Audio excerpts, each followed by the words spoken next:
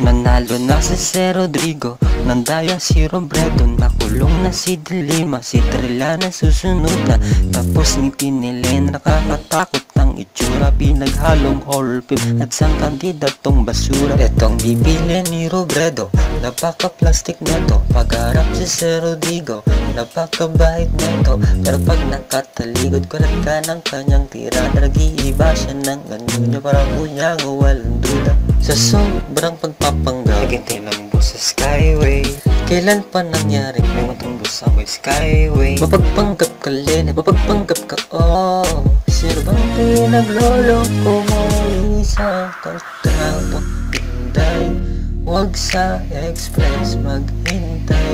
Sa expressway siya naghintay, o naghintay. Sa expressway siya naghintay, o naghintay. Isang kontrapo hinday, huwag sa express maghintay.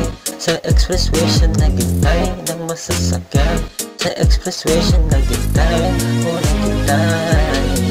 Wala ka nang natutulong.